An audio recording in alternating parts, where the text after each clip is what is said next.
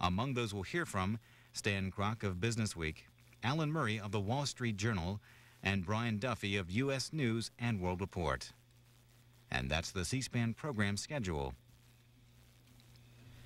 Now to Boston as we show you live coverage of a debate between Democratic incumbent Edward Kennedy and his Republican challenger Mitt Romney. This is the first of 2 live debates to be broadcasted across Massachusetts, sponsored by the Boston Globe and Boston Herald. Moderating the debate, Ken Bodie, host of Washington Week in Review on PBS. During the first half of the debate, candidates will take reporters' questions and then ask each other questions during the second half. The debate runs about an hour. Test 1, 2, 1, 2, 3, 4, test 1, 2. 1, 2, 3, 4, 5.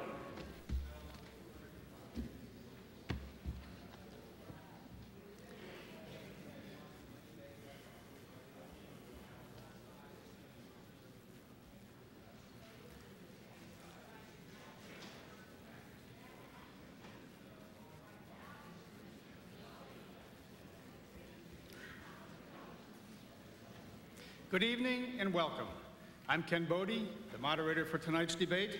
This is the first of 2 debates between the 2 candidates for the United States Senate, Senator Edward Kennedy and Mitt Romney. These debates came about as a result of an unprecedented cooperation between the Boston Globe and the Boston Herald. The forum is also being broadcast live thanks to major television and radio stations in Massachusetts. Let me introduce the candidates. Edward Kennedy, the Democratic candidate, has served in the Senate since 1962. He is 62 years old and is a graduate of Harvard College and the University of Virginia Law School.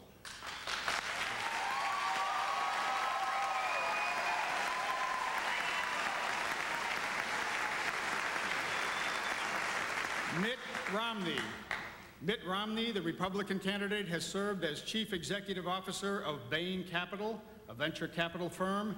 He is 47 years old and a graduate of Brigham Young University, Harvard Law School, and Harvard Business School.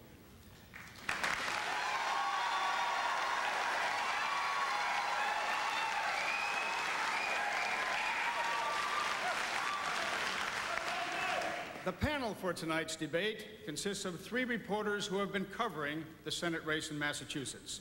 Sally Jacobs of the Boston Globe, Joe Battenfeld of the Boston Herald, and Tovia Smith of WBUR-FM.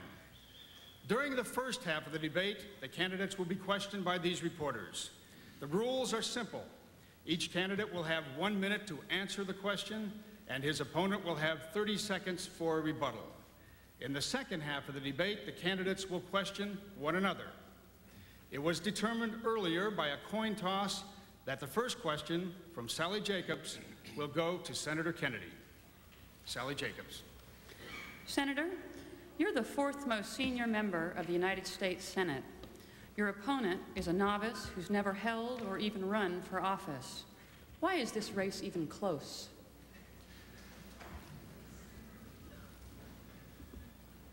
In Massachusetts, as throughout New England, we're facing uncertain times, primarily on the economy. We have seen since 1988 to 1992 some 400,000 jobs that were lost in Massachusetts. We've seen some recovery in the past 18 months, a 3-point decline in the unemployment rate, so we're on our way back. But these are not the good jobs that we lost in the 88 to 92 period. And when there is a loss of jobs, there is uncertainty. And when there's uncertainty, there's anxiety.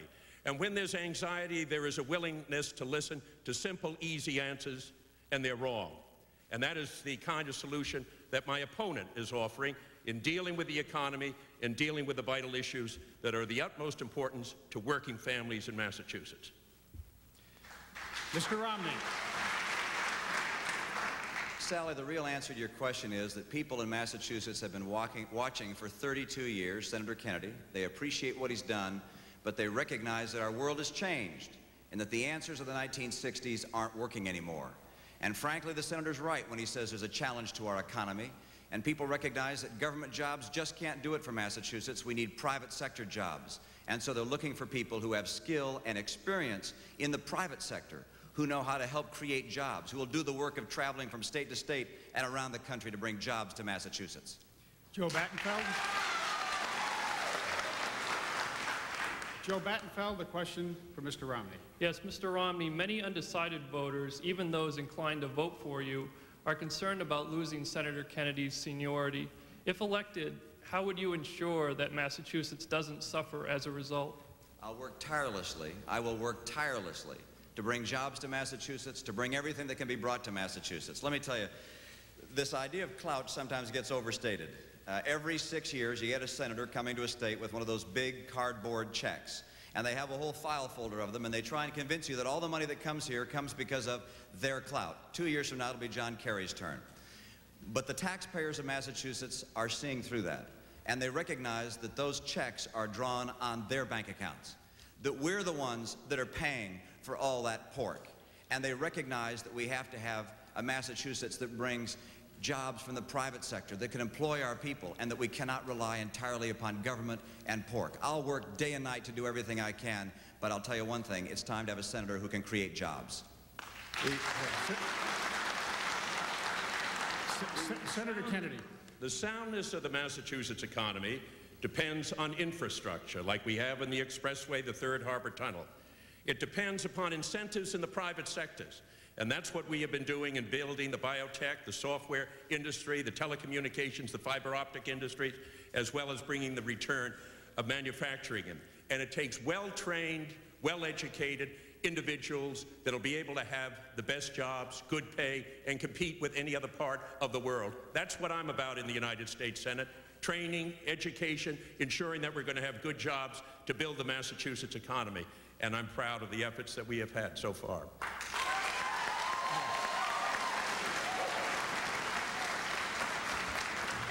Let me ask the audience, please. You're clapping after every response. You really are eating up a lot of time. Wait till there's something really to clap for, okay?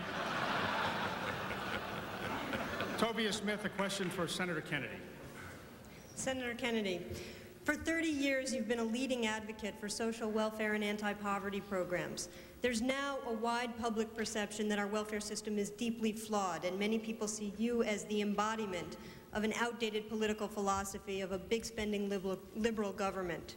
Has our social welfare system gone too far, and aren't you now out of sync with public sentiment? I'm for workfare. I think there has to be an expectation that men and women who are able-bodied are going to have to work. The men and women that contribute for that kind of support system are working. Able-bodied men and women must be able to work. But it's so interesting to me to see, having been in the United States Senate, that we had talk about welfare reform under President Reagan and under President Bush, and neither of those presidents did anything about it. Finally, we have a president who's doing something about it, and I'll work with him. In the 1980s, I offered a welfare reform program that passed the United States Senate unanimously, received Republican and Democrat support, passed the House of Representatives, signed into law, and the Republicans refused to support that program. I'm concerned about the program, and I will work when I return to the United States Senate to make the changes so that everyone that can work will work. But I recognize that we need a support system for children.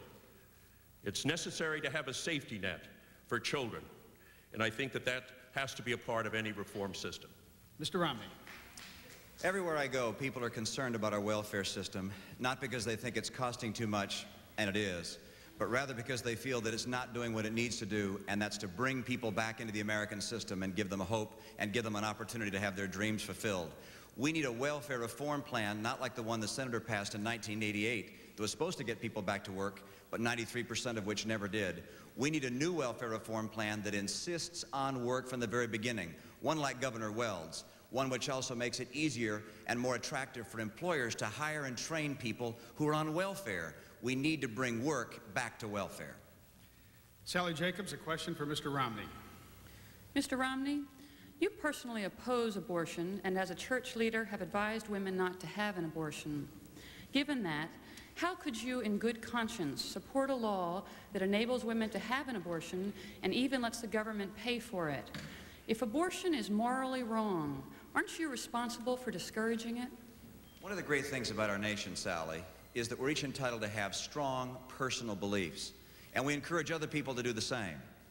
But as a nation, we recognize the right of all people to believe as they want and not to impose our beliefs on other people. I believe that abortion should be safe and legal in this country. I have since the time that my mom took that position when she ran in 1970 as a U.S. Senate candidate. I believe that since Roe v. Wade has been the law for 20 years, that we should sustain and support it. And I sustain and support that law and the right of a woman to make that choice. And my personal beliefs, like the personal beliefs of other people, should not be brought into a political campaign. Too much has been written about religion in this race. I'm proud of my religious heritage. I am proud of the values that it's taught me. But if you want to know my position on issues, ask me and I'll tell you.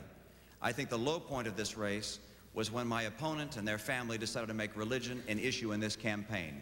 Brought it out, attacked me for it. I think that's a mistake. I think the time has passed for that.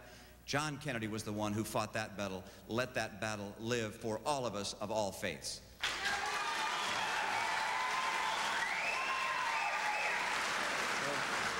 Senator Kennedy.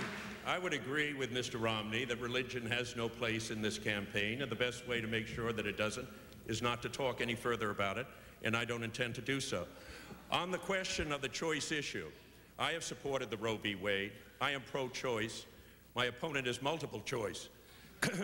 I have not only introduced the freedom of choice legislation, but I have wrote and saw successfully passed the clinic access bill that will permit women to be able to practice their constitutional rights in selection of abortion.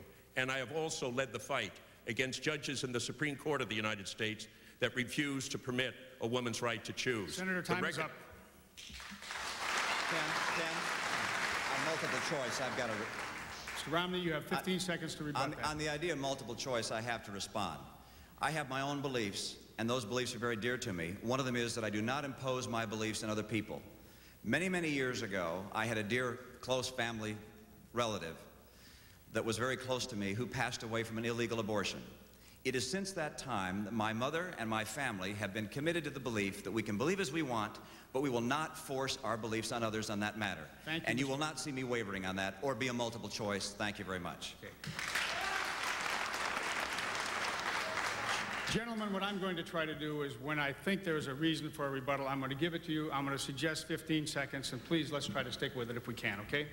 Joe Battenfield, the question for Senator Kennedy.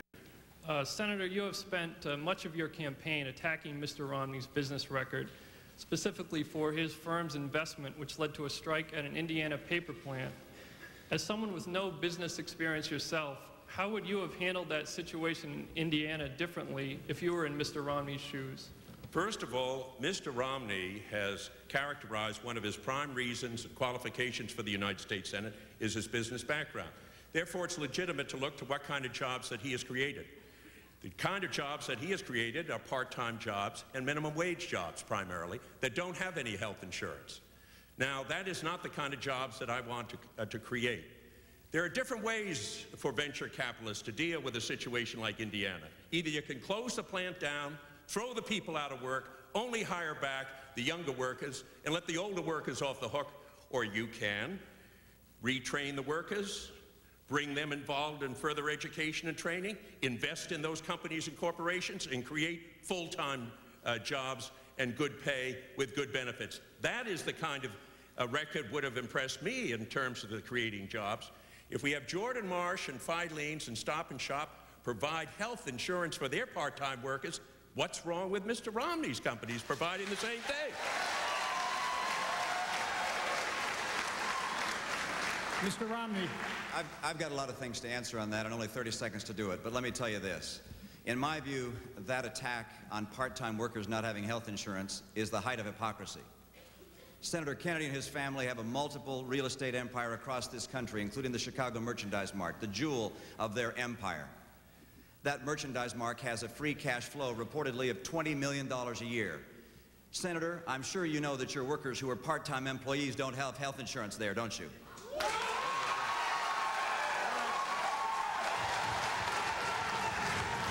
Senator, 15 seconds. Mr. Romney, there's a very big major difference. That is, you don't even afford access to your part-time workers, where 66 parts of the American people do provide it.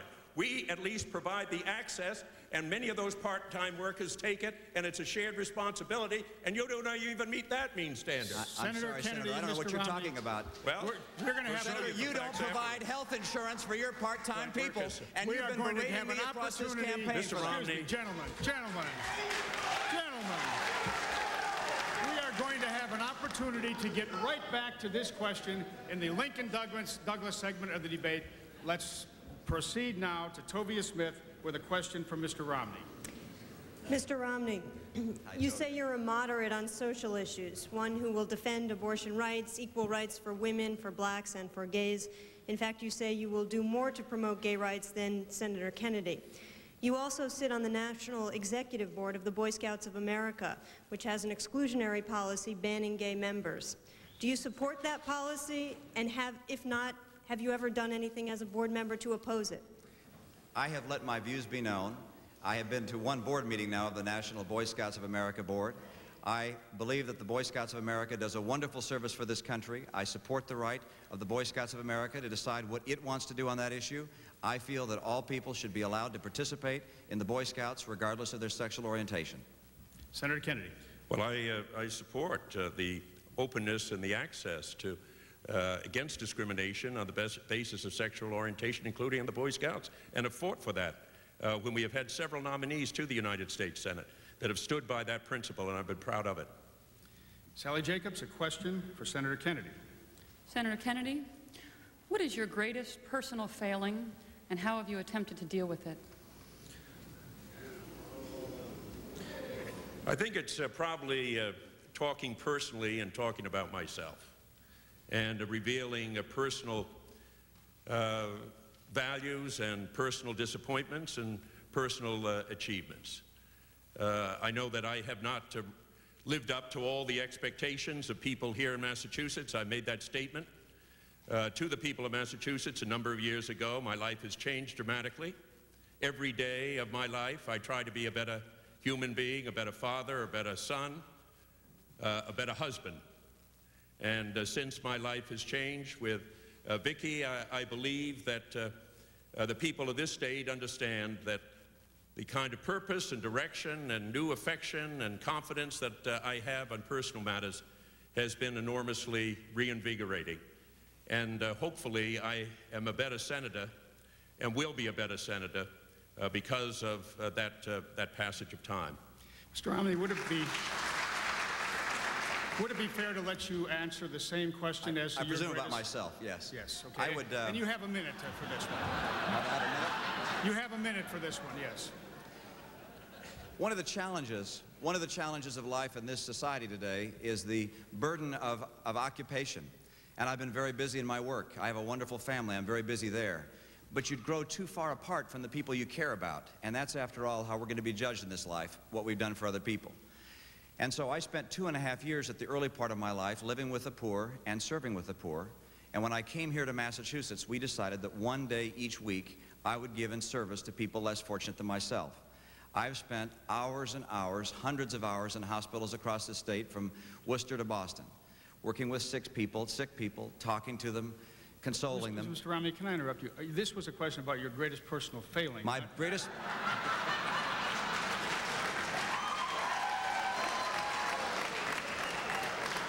We have 30 seconds left to get to that part of the answer. My greatest personal failing then, Ken, is my inability to fulfill what I think is a God-given obligation to do more. And I do what I can in one day a week, but I don't do as much as I think we all can do. Joe Battenfeld, a question, please, for Mr. Romney. Mr. Romney, you're a multi-millionaire businessman who has lived a near fairy tale life, far removed from the everyday struggles of most people. Why should voters believe you have any empathy with their problems? Well, as I was saying a moment ago, I have spent my life not just in earning money. I was lucky about 4 years ago to win the lottery, almost literally. I got involved in a business that became more successful than anything I'd imagined. But that isn't how we grew up. That isn't how we started living. And I've spent my time serving in my community. I've given a day a week to help other people. I have done that in the Boy Scouts. I've done that in my church. I've done that in schools. and in the businesses that I've been involved in. I have invested in some 61 different entrepreneurs. Some of them have been able to be successful and grow. Others have seen their businesses shrink. But during that period of time, I've been associated with helping to create 10,000 new jobs. I know the people that have many of those jobs. I've watched them get promoted.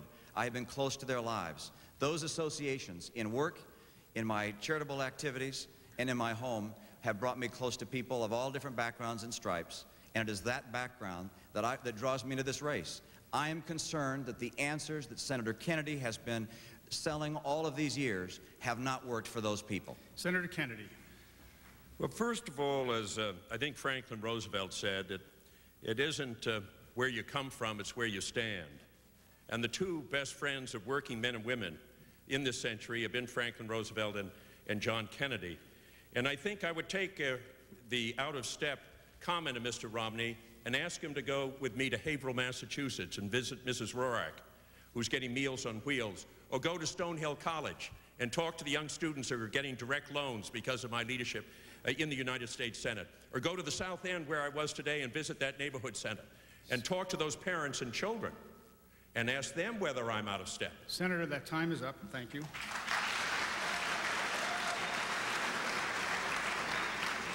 The next question is from Tobias Smith for Mr. Kennedy. Senator Kennedy, you present yourself as a crime fighter, yet you oppose many measures that the anti-crime community supports, such as mandatory minimum sentencing and the death penalty, which is favored by 70% of Massachusetts voters. How can you say you represent voters when you oppose these widely popular measures, and aren't you out of step with voters on this issue as well?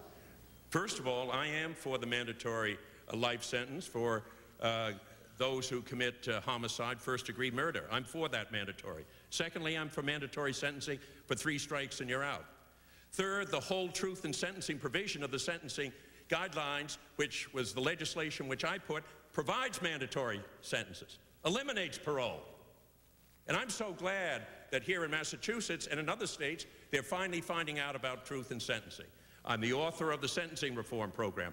I'm the author of the bail reform program that permits district attorneys to hold dangerous individuals, to hold them without release or bail. And I'm the author of the violent juvenile offender provisions. And I've been the leader with Dianne Feinstein and Howard Metzenbaum in getting guns off the streets of this country. And I'm going to go back to the United States Senate and continue that fight. Mr. Romney. And now, Tovia, the rest of the story. Senator Kennedy was at the conference committee where the crime bill was dealt with.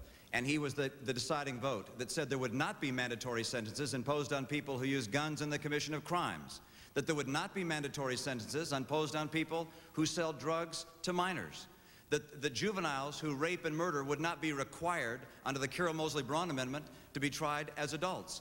And as we understand, he has fought year after year against the death penalty. That is why the Boston Police Union, the Worcester Police Union, and police all over the state support my candidacy, because they know I am tough on crime. Senator Kennedy. This is being really tough on crime. I had the violent juvenile offender that permitted, at the discretion of the judges, trialing a violent juvenile at 15 years of age.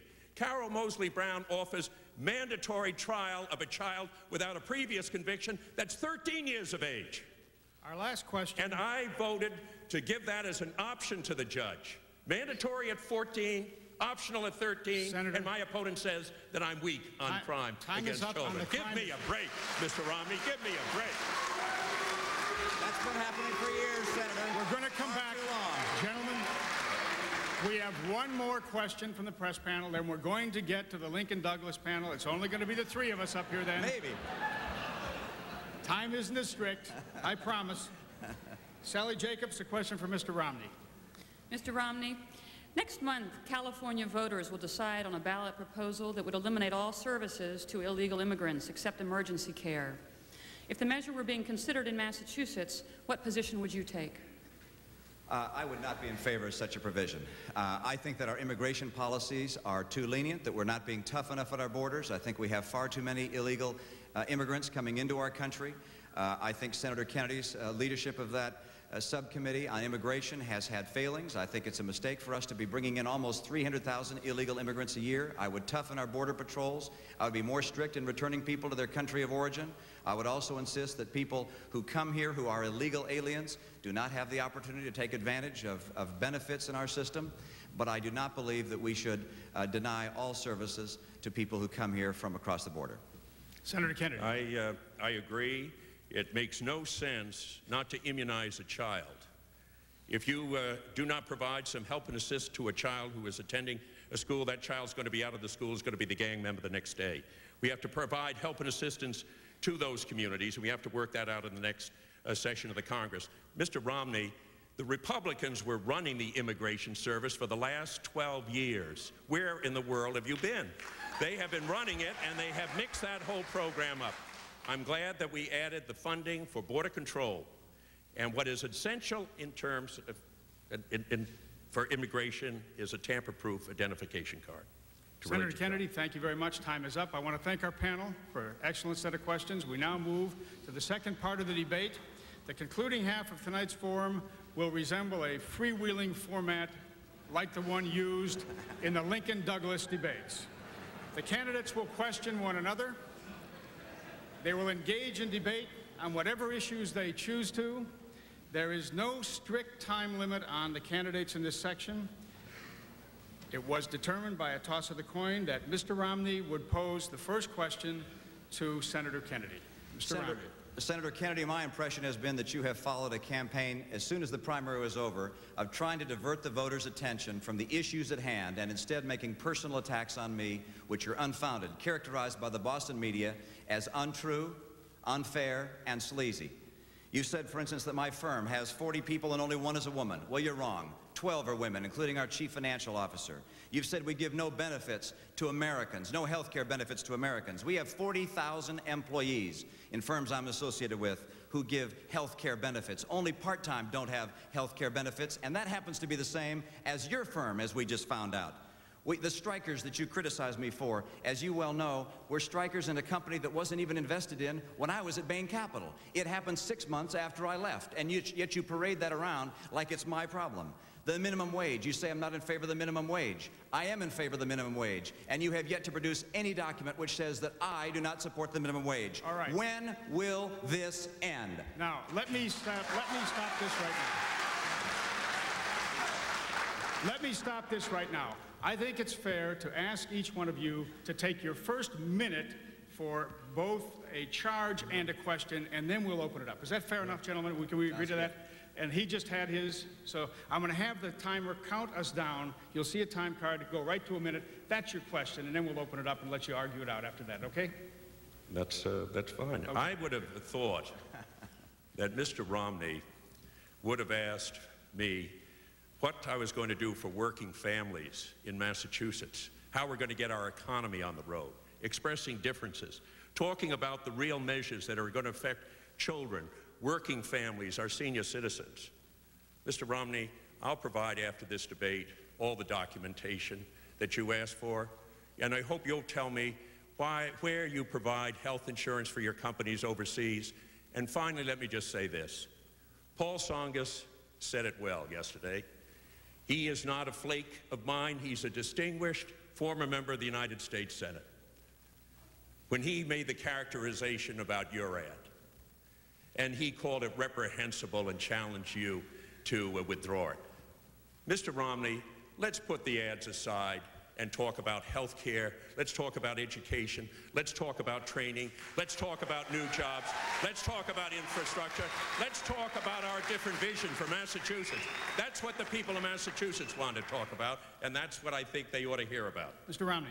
Then I want to know why you spent millions of dollars showing advertisements of strikers in a company I had nothing to do with, talking about Staples, one of the finest companies in the state of Massachusetts that employs 1,200 people here with an average wage of $35,000, and talked about them not having health care benefits when your companies don't have health care benefits. Why you spent millions of dollars doing that is beyond me if you're so interested in talking about the issues, because that's all I have talked about up until 1 week ago when we revealed from an article in one of the Boston papers something about your blind trust that appeared not to be quite so blind. Senator Kennedy? Well, Mr. Romney, I'll provide those in detail. I'll provide them right after that, right down here in detail about the minimum wage. Give you the document where you said you were against the increase in the minimum wage for your fundraisers, and then you had a different opinion when you were talking on national television. And I will talk also about, I don't know why you wouldn't meet with the strikers with that flim-flam deal of yours out there in Indiana. Quite frankly, I am bothered about the pain of the people of Massachusetts. You may be all frustrated about it, but your pain and this advertising and my pain from your advertising amount that pales to what is happening in this city and what is happening in Lowell and Lawrence, in New Bedford and Fall River, where people can't get jobs. Now, if you take a great deal of satisfaction about exchanging papers about this, I would just say finally this about your advertisement, about the Kennedy interests in the Washington investment. My nephew and I have blind trusts. We have no control over those trusts, and we conform with the Ethics Committee. Mr. Romney, the Kennedys are not in public service to make money. We have paid too high a price in our commitment to the public service of this.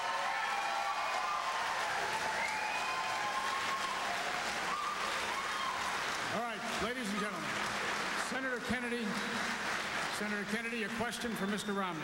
Now, Mr. Romney, when are you going to tell us? I'm sorry, was it my turn to respond, or were you? Well, I was going to end it there, but if you want to respond 30 seconds more, then we're going to move on. I'm not getting the sense we're making much progress. What I was going to say is that flim-flam company in Indiana that you're talking about happens to have a plant that employs 300 people in Holyoke, Massachusetts. I'm sure they wouldn't be very happy to hear about it.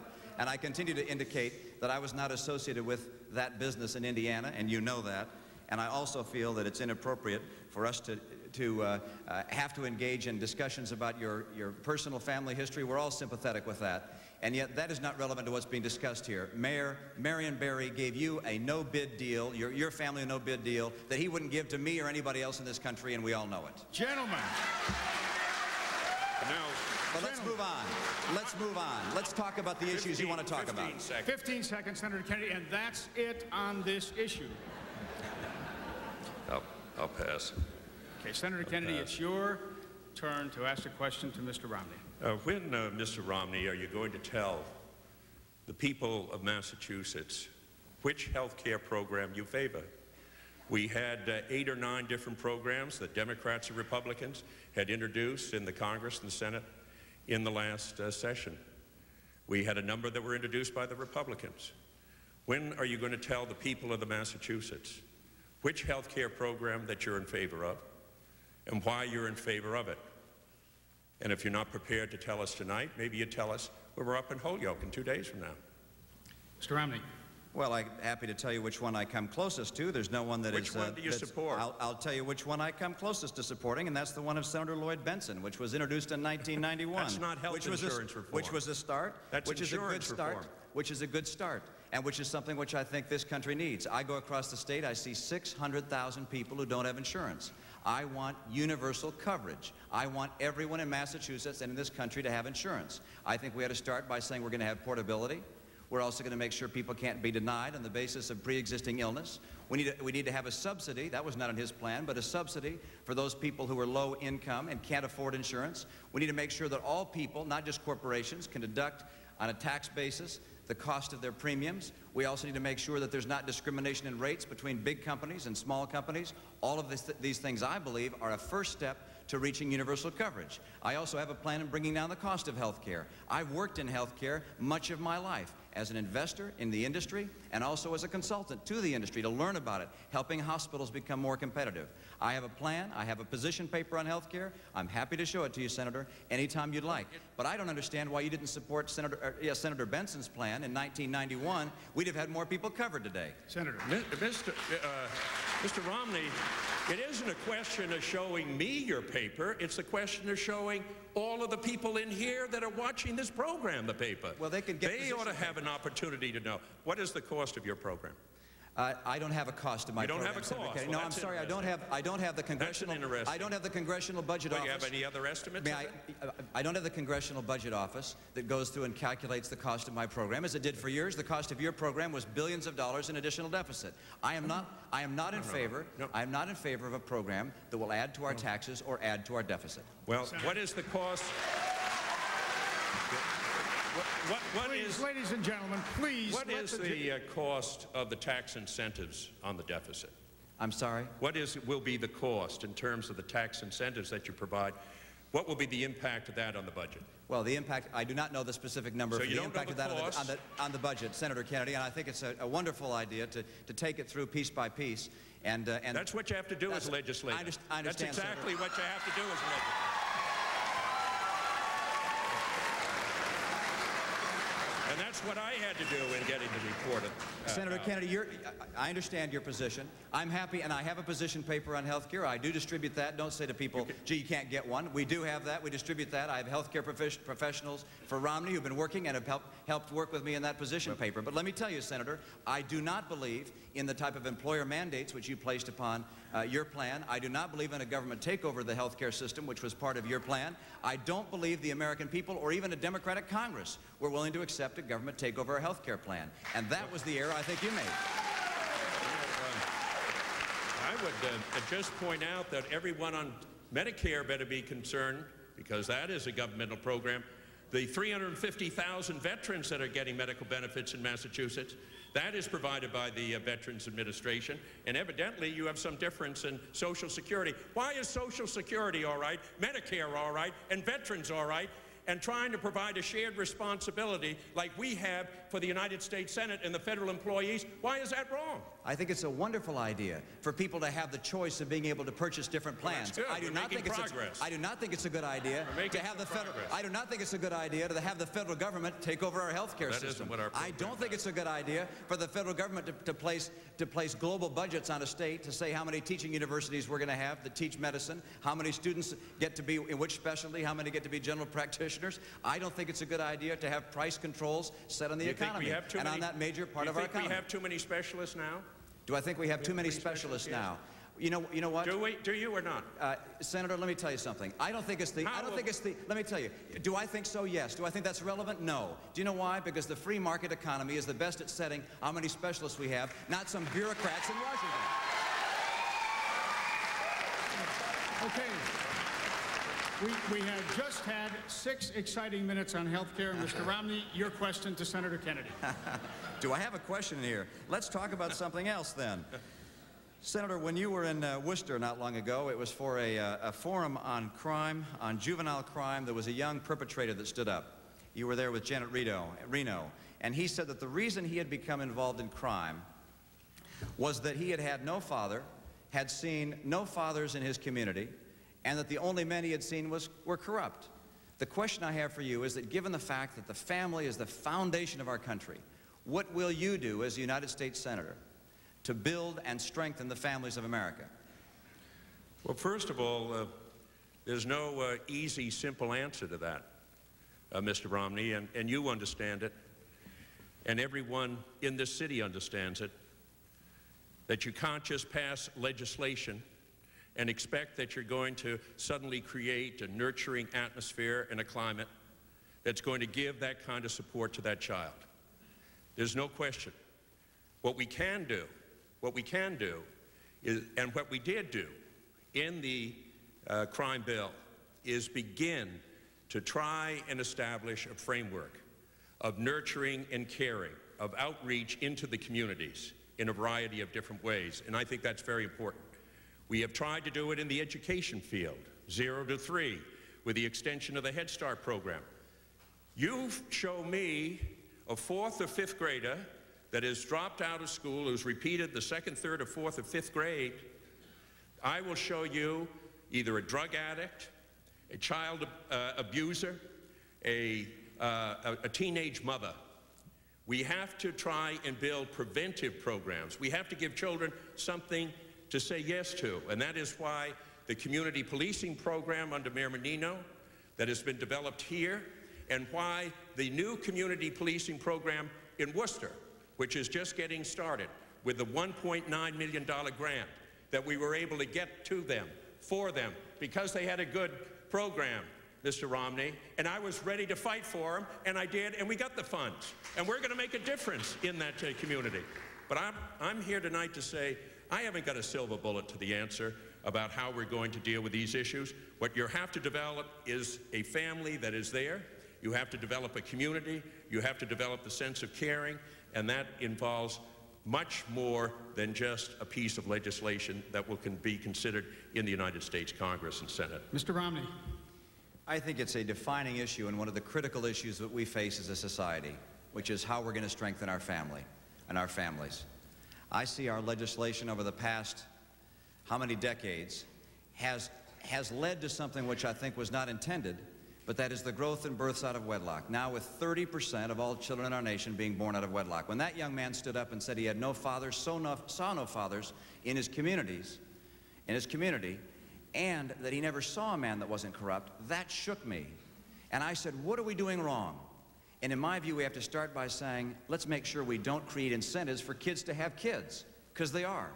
Let's change our welfare system to make sure that kids who get on welfare stay home with their parents. Let's make sure they go to work right away, and let's make sure also that if they have an additional child while they're on wedlock, while they're on welfare, that we don't continue to pay more and more money for every single child they have on welfare, number one. Number two, let's look at our education system and recognize we're going to have to do something in our schools. Wait a second, Senator, it's my turn.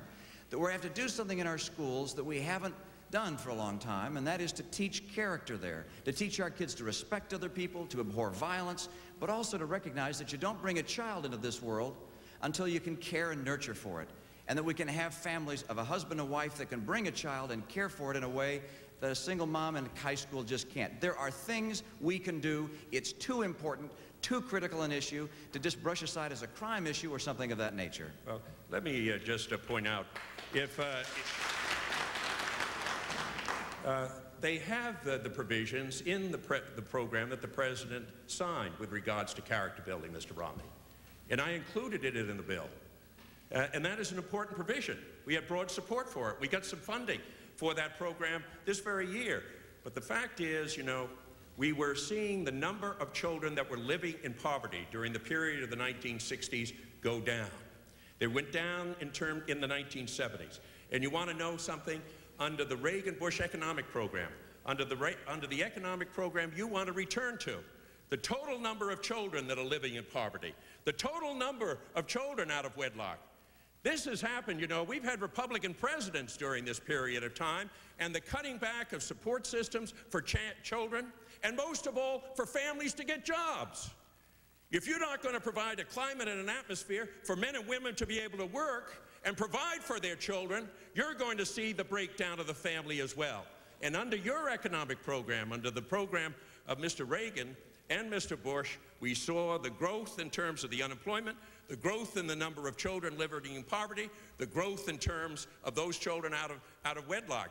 I would much rather say that this isn't a narrow political hit, so to speak. This is too important to try and take partisan advantage. You're proud of your family, Mr. Romney, but you're no prouder of your family than I'm proud of mine. And I think what we ought to put those issues about trying to make political hits on this matter and try and see what can be done to create an atmosphere and a climate within the community where children can be safe. Thank you, Senator Kennedy. We're going to give Mr. Romney an opportunity, a brief one, to rebut, then we're going to move to the next subject. Senator, you talked about how important this was and not to make political hits. I mentioned nothing about politics or your position at all. I talked about what I do to help strengthen families, and you talked about Reagan-Bush. Look, I was an independent during the time of Reagan-Bush. I'm not trying to return to Reagan-Bush. My positions don't talk about things that you suggest they talk about. This isn't a political issue. That's why I raised it, to talk about something other than a political issue. Senator Let's not Kennedy, get into credit and blame on something so important. Senator Kennedy, a question for Mr. Romney. We're going to give you each, we're going to take 3 minutes for these next two issues to get us back on track so we can get a few more issues here. Thank you.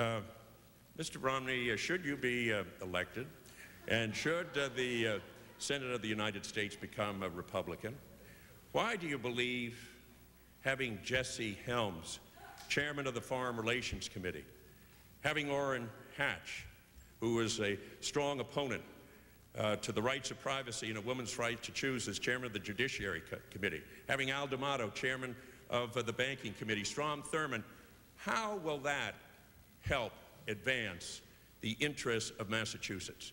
What demonstrable evidence is it that any of them have really cared very much about our people? Mr. Romney. Senator Kennedy, this is not a race about all of those people. It happens to be a race between you and me, number one. Number two, I think most people who are looking in and considering this race, as they consider all those names that you read off, and I'd add to it Strom Thurmond and Senator Byrd and Jesse Helms, and you mentioned Jesse Helms, and they look down there and they see what I'll call a gridlock club. I don't think they see a dime's worth of difference between us, between that group. You and them, because they've been there so long, and you continue to play politics in the old way. In an organization like a company, when people say it's political, it means that people are more concerned with taking credit and assigning blame than they are with getting the job done.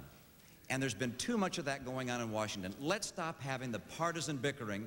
Let's get people to work together on both sides of the aisle. And by the way, aren't you more concerned about Nancy Kassebaum taking your spot than you are with the other ones? No. Senator Kennedy? The fact of the matter is there's party discipline. Learn the United States Senate. There wasn't a single, not one Republican. I've heard you describe yourself as a moderate. Is not being a conservative, is not being a liberal, is not being a moderate. There wasn't one Republican, not one Republican senator that voted for the Budget Act in this last Congress that provided real cuts in spending. Not one. You can say you're going to be independent here, but the way that system, if you're going to try and get on the committees, you're going to have to toe the line.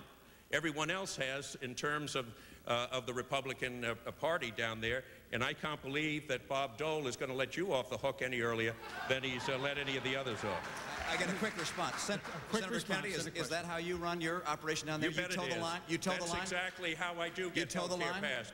Building coalitions. Building coalitions. That's what I do. On only one side of the aisle? Confidence and trust. On only one side of the aisle? I have the confidence and trust of those on both sides, Mr. Romney. Well, but that may be why we haven't had health care. Gentlemen, okay.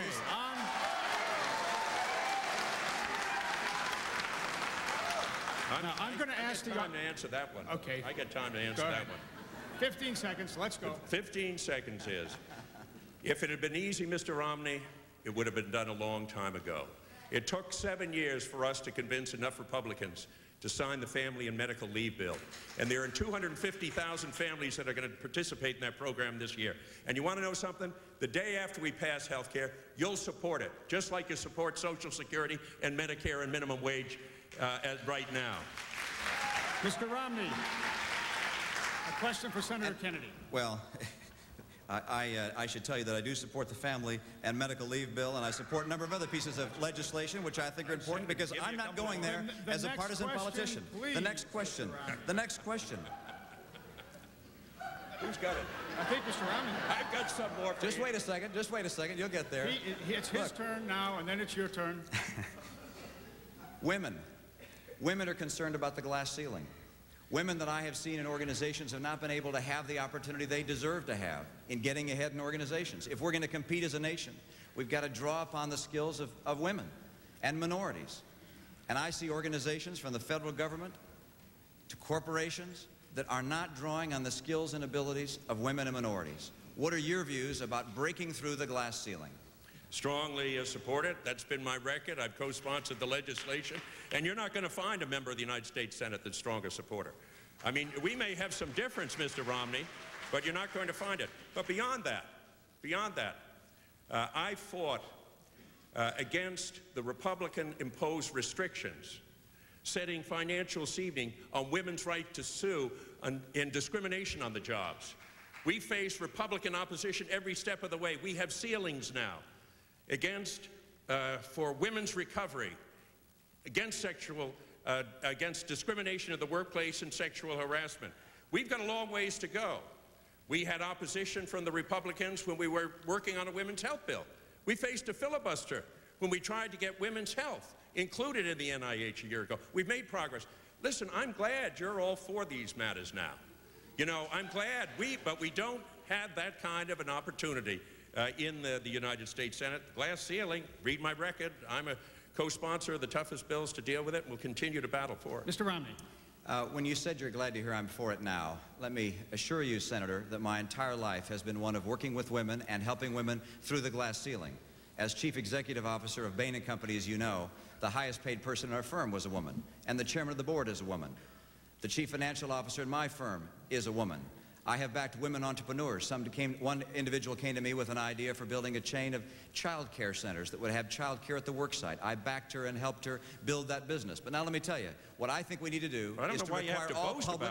Why do you have to boast about it? I don't boast about it. When you say you're happy to see me come now to this position, I feel somewhat in an opportunity that I have to respond to that, because I don't think it's an appropriate thing to say to someone without being able to respond. Now let me tell you my point on the issue. My point on the issue is I believe that public companies and federal agencies should be required to report in their annual 10K the number of minorities and women by income group within the company, so we can identify where the glass ceiling is and break through it. And I think that the market of America will say that company has not promoted women, has not promoted minorities, and will put pressure on American corporations and agencies to respond. Senator Kennedy, the last question is from you. From you. Mr. Romney, you have supported the balanced budget amendment. You have not been precise tonight about what we do on health care, which program you'd support. I'm wondering if you will tell the people of Massachusetts how you would, as a member of the United States Senate, balance the budget, the $870 billion that would be needed over the next 5 years to balance the budget. Of course, actually, I'm sorry, you finished? Sure. I'm sorry. Of course, that's a very easy thing to do, and I'll do it here in 1 minute. But let me give you a start.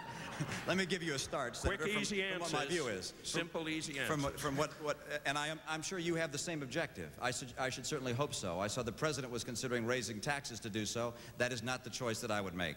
What I would do. Well, you want to cut them, what I would do.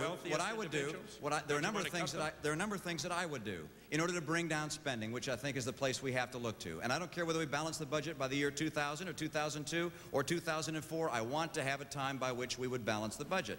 And to get there are a number of things that I think we ought to do. Federal pensions is number one. A $3 million pension for a United States Senator, I think, is excessive. I think we also have to cut the cost of Congress. I also believe that the 250,000 people who could be laid off from the federal government, not laid off, taken out by attrition, as Vice President Al Gore suggested in his plan. Come on, folks.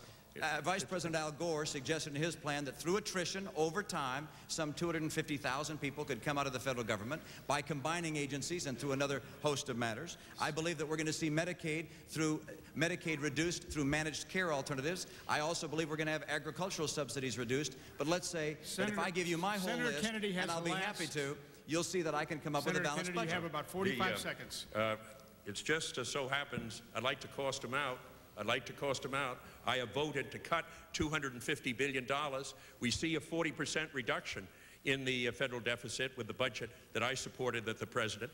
Mr. Romney, the 250,000, we brought it 40% down, then the Republicans left it. The 250,000's already been committed.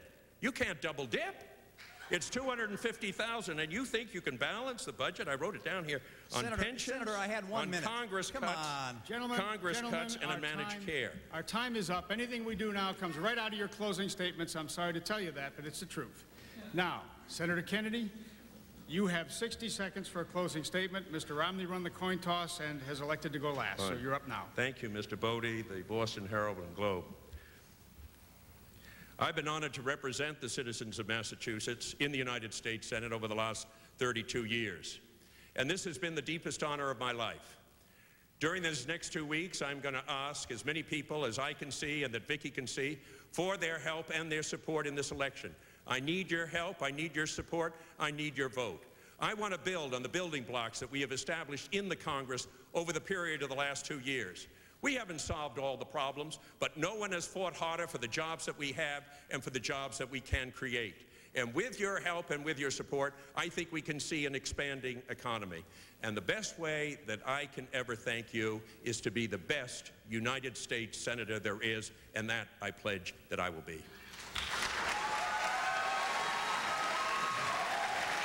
Mr. Romney. Mr. Romney now has 1 minute for his closing thoughts. Well, as I go across the state, people often ask me, why are you challenging the unbeatable Ted Kennedy?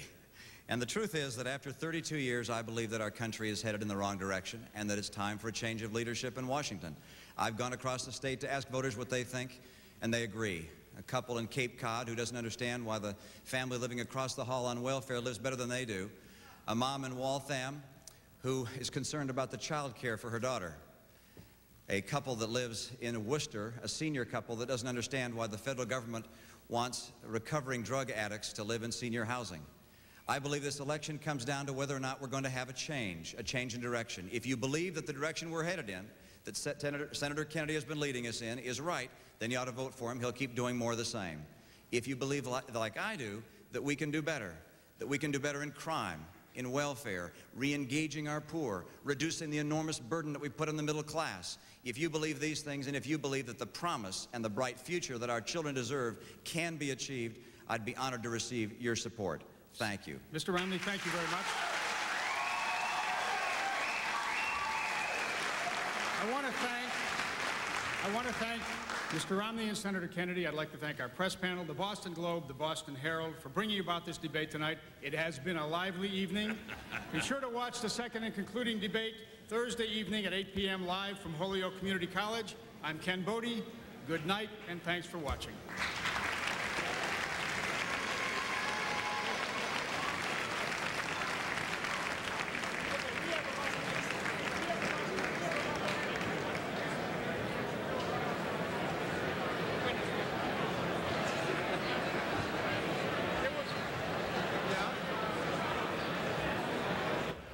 This Massachusetts Senate debate was the first of two debates scheduled between Senator Kennedy and his Republican challenger Mitt Romney. They plan another debate sponsored by the Boston Globe and Boston Herald this Thursday evening from Mount Holyoke College, beginning at 8 p.m. Eastern Time. We again planned live coverage here on C-SPAN.